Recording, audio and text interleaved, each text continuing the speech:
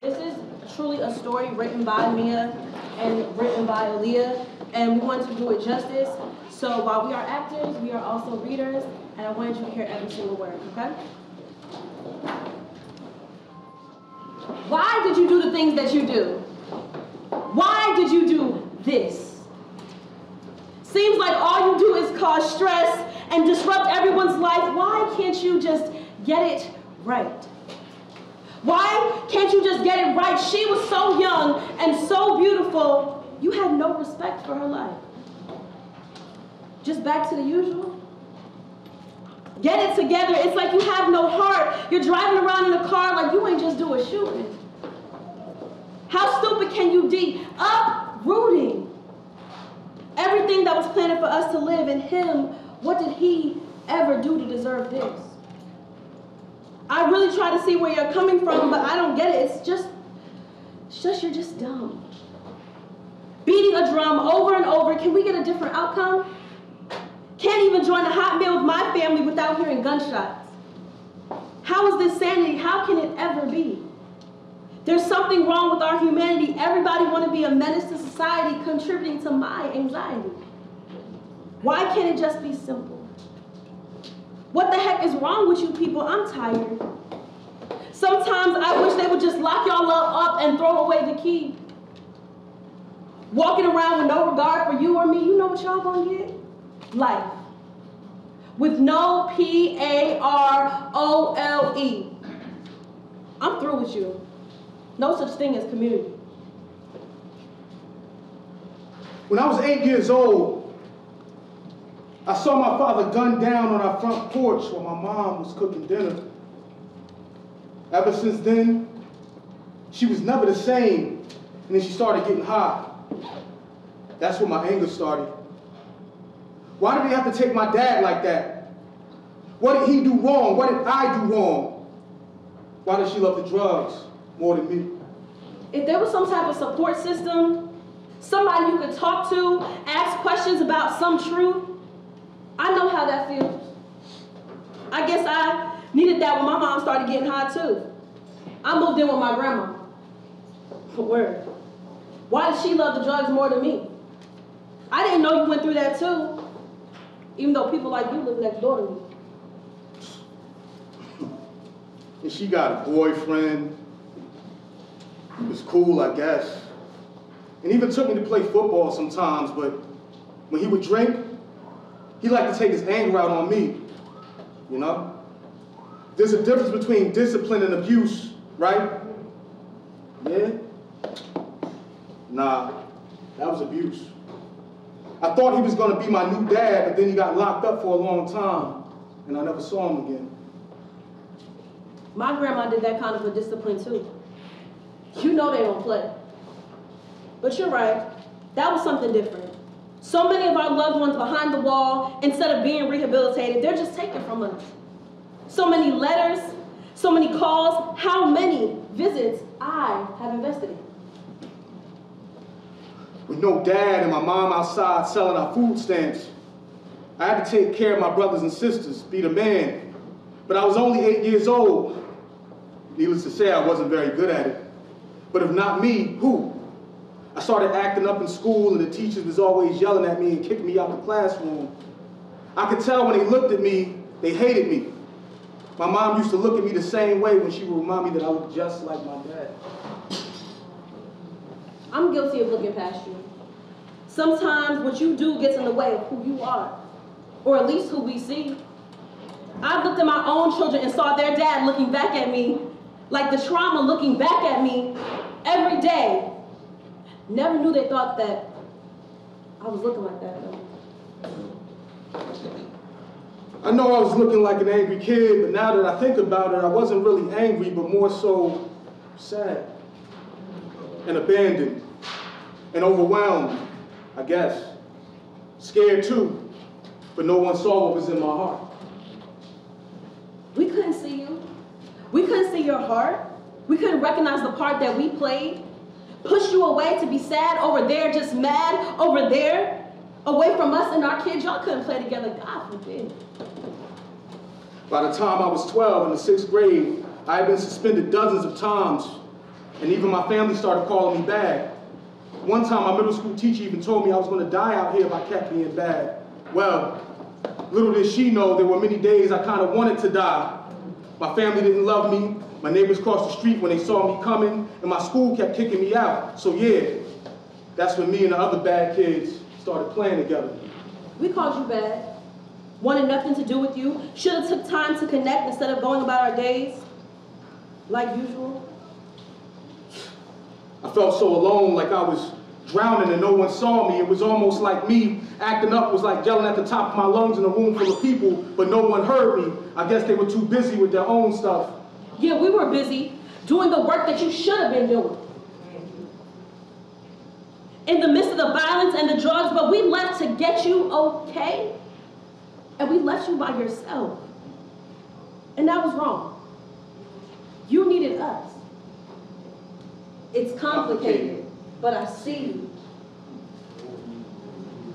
After 2 of my friends were killed in the summer of my 8th grade year, I really started looking at life differently. Well, shoot.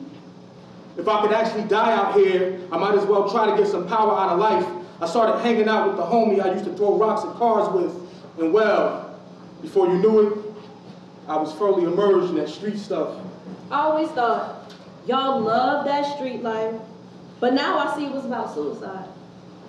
I had felt sad enough that I wanted to die before. I even took a bottle of pills once a few years back, but I woke up. Now that I see that your sadness got you chasing death. So while I'm ducking bullets, you're hoping the bullet hits you? The same way I didn't want to wake up that day, your sadness got you suicidal in these streets? Y'all think it's more sexy when you die that way?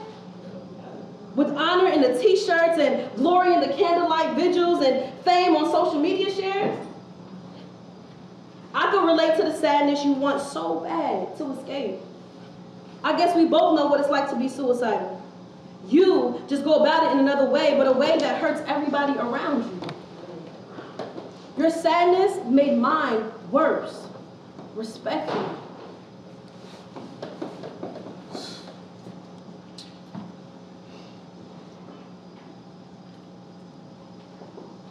I never realized how my sadness turned into violence and then made your sadness worse. I traumatized you because of the trauma I went through. But at the time, the gang became a loving family, yeah. They loved me just the way I was, bad and all. They would die for me. That's love for real. Girls started liking me too. All the bad stuff I was doing in the streets, they love that. I even was able to take care of my brothers and sisters now because I was getting money. You thought that was love, and I get that. You had eyes and ears on you. They were showing you care. You're human. We all need that. But the reality is the pain of your world, your rules, your politics, your belief system, your street values, cycles of retaliation, stress, fear, and trauma, there is absolutely no education in the streets.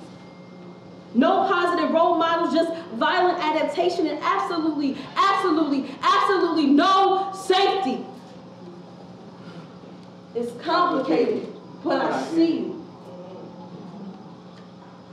The drugs you used to take helped with the nightmares too, but man, my sadness was bad by that point. So many of my friends have been killed. The things I saw and did in the streets messed my head up, and I was still sad about my childhood. All the stuff inside was like suffocating me. The drugs, the adrenaline, all gave me some relief and escape from my actual messed up life. I finally got some power, some control. Dang. Sometimes I just want to hold you accountable. I hear you about all the pain of losing power, making you want to get power by any means. I feel that. What's crazy though is you trying to get power by your means ended up taking mine. Violence takes my sense of power and control. Every day, deep, deep on the inside, I just want control. You know what? I never thought about how violence messes with your sense of power. The thing about everything I was doing in the streets was I felt powerful. I felt heard, respected, I felt accepted and even celebrated. I was famous on Instagram. Finally, I was seen. It was for negative reasons, I'll admit. But it was all I knew and so desperately needed. You needed a hug, not a drug. You wanted to belong. You wanted real love for somebody to look you in your eyes and tell you that you matter, that you are special, important, and valuable for exactly who you are. Right? I was riding on that power trip until I lost it again. The day I got shot, I was definitely never the same after that. I lost my innocence that day. Never felt safe again. The bullet in my back kept reminding me that if it was kill or be killed out here, I just wanted a chance to draw first. Listen, one day I was at a crowded intersection and found myself in the midst of two rival gangs. I don't know who was in the car or who started it. Some words got exchanged, and next thing I know, guns busting left and right, car horns, kids screaming and running for their lives, everybody ducking. All I remember is pop, pop, pop, and just sobbing until I got up and had the nerve to walk home. Never crossed my mind how me drawing first affected anyone else but us. I didn't even see all the kids running, the people on the ground, your tears.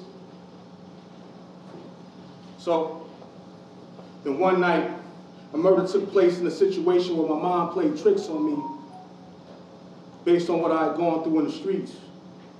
And now, I'm serving 24 years in Trenton State. Loss of two lives. So, I get what you're saying. You opened my eyes to the way my lifestyle hurt you even when you wasn't directly involved, but dang, I was community too. I saw and no you. one saw me. I saw you. I ain't trust you. Perhaps, nope.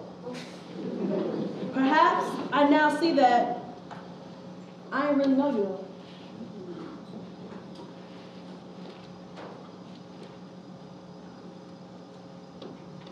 So is that your story?